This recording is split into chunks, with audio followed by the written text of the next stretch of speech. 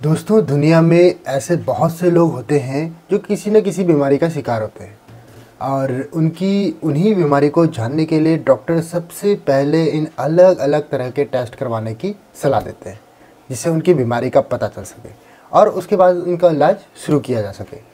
उन्हीं टेस्ट में से एक होता है एमआरआई स्कैन। आप में से शायद ज़्यादातर लोगों ने इसका नाम ज़रूर सुना होगा, लेकिन बहुत कम लोग ये जानते हैं आखिर ये एमआरआई स्कैन क्या होता है, इसे कैसे किया जाता है, इसे करवाते समय कौन कौन सी सावधानियां रखनी चाहिए, या क्या ऐसे करवाने में किसी की जान भी जा सकती है।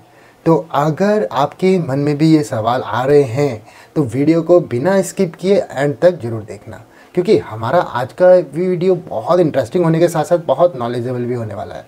तो चलिए और देर न करते हुए वीडियो को स्टार्ट करते हैं।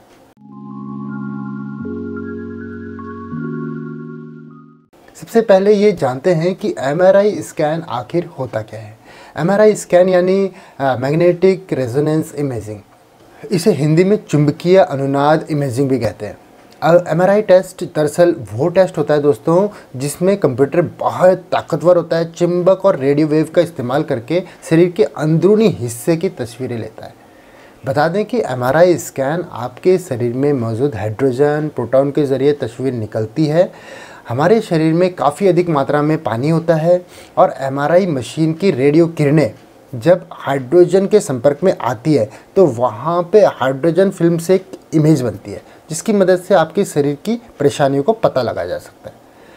इस टेस्ट में एक्सरे, सिटी स्कैन जैसी किसी भी दूसरी टेस्ट की तरह रेडिएशन या हानिकारक चीज़ों का इस्तेमाल नहीं किया जाता, और क्योंकि एमआरआई स्कैन में चुंबक का प्रयोग किया जाता है, इसलिए एक्सरे, सिटी स्कैन से ये बिल्कुल अलग होता है। लेकिन अब आपके मन में ये सवाल आ रहा होगा कि आखिर एमआरआई स्कैन को किया ही क्यों जाता है। तो चलिए उसे भी जान लेते हैं। दरअसल एमआरआई स्कैन के जरिए डॉक्टर बिना किसी टूल के इस्तेमाल किए हुए आपके शरीर के अंदरूनी अंगों की बारीकी से जांच कर सकते हैं। एमआरआई स्कैन शरीर के छोटे से छोटे परेशानियों या बीमारी के पता लगाने या उसका इलाज करने में डॉक्टर की मदद करता है। इस स्कैन का इस्तेमाल मरीजों की शारीरिक जांच करने के साथ साथ उनके शरीर में इलाज का असर हो रहा है या नहीं, ये जानने के लिए भी किया जाता है। इस मशीन के ज़रिए आपका दिमाग सोते समय भी किस तरह से काम करता है। जब आप कुछ सोचते हो या कुछ काम करते हो तो उस समय आपका दिमाग का कौन सा हिस्सा ज़्यादा एक्टिव रहता है, आपके दिमाग की सारे हलचल के बारे में या दिमाग की परेशानियों जैसे स्ट्रोक, मस्तिष्क में ट्यूमर आदि के बारे में पता लगाया जा सकता है। दोस्तों, अभी तक आपने तो जान लिया कि एमआरआई स्कैन क्या होता है और इसे क्यों किया जाता है, लेकिन अब हम आपको इसका सबसे अहम स्टेप के बारे में बताएंगे, और वो ये है कि एमआरआई स्कैन होता कैसे है। एमआरआई स्कैन को करने से पहले डॉक्टर मरीज के शरीर में मौजूद सभी तरह की धातु की चीज़ें जैसे अंगूठी, घड़ी, कड़ा आदि को निकाल लेते हैं। इसके अलावा मरीज के सारे कपड़ों को निकलवा कर उनको सफ़ेद या नीले रंग का कपड़ा पहनने के लिए कहा जाता है। ये सब होने के बाद मरीज को एमआरआई मशीन के बेड पर लिटा दिया जाता है और उसको मशीन के अंदर घुसाया जाता है, और फिर मशीन में उपस्थित चुंबकीय और रेडियो वेव के जरिए उसे स्कैन किया जाता है, और कंप्यूटर की सहायता से मरीज के शरीर के अंदरूनी अंगों का फ़ोटो ले लिया जाता है। इन फ़ोटो के सहारे डॉक्टर आसानी से मरीज़ की परेशानियों का पता लगा लेता है, चाहे वो बड़ी हो या बहुत छोटी हो, और वो परेशानी कितनी पुरानी है उसका भी पता लगा देता है इस मशीन के ज़रिए। लेकिन दोस्तों, ये ज़रूरी नहीं है कि आपके पूरे शरीर का स्कैन करवाना है। आपके शरीर में जिस जगह पर दिक्कत हो या कहीं चोट लगी हो तो आप उस जगह का स्कैन अकेले भी करा सकते हैं। खैर, ये तो हुई एमआरआई स्कैन के प्रोसेस की बात। चलिए अब मैं आपको बताता हूँ कि एमआरआई स्कैन का उपयोग। दोस्तों, जैसे जैसे नई नई बीमारियां बढ़ती जा रही हैं वैसे वैसे एमआरआई स्कैन का इस्तेमाल भी बढ़ता जा रहा है, क्योंकि बहुत से ऐसी बीमारियां हैं जिनके बारे में बारीकी से जानने के लिए एमआरआई स्कैन का प्रयोग किया जाता है, बहुत ज़रूरी है। ज़्यादातर मामलों में दिमाग से जुड़ी परेशानियाँ जैसे ट्यूमर, स्ट्रोक, इसके अलावा रीढ़ की हड्डी की जाँच करने में भी इसका उपयोग होता है। एमआरआई स्कैन का उपयोग शरीर के बाकी अंगों की जांच करने के लिए भी कर सकते हैं, जैसे शरीर की हड्डियों और जोड़ों का जांच, स्तनों की जांच या दिल की जांच, साथ ही लीवर और गर्भाशय आदि की जांच भी इसकी मदद से की जा सकती है। लेकिन गर्भाशय की जांच के समय मरीज को डॉक्टर से अच्छी तरह से सलाह ले लेनी चाहिए, क्योंकि एमआरआई स्कैन के समय निकलने वाली रेडियो एक्टिव वेव्स गर्भ में पल रहे बच्चे के लिए बहुत खतरनाक भी हो सकती है।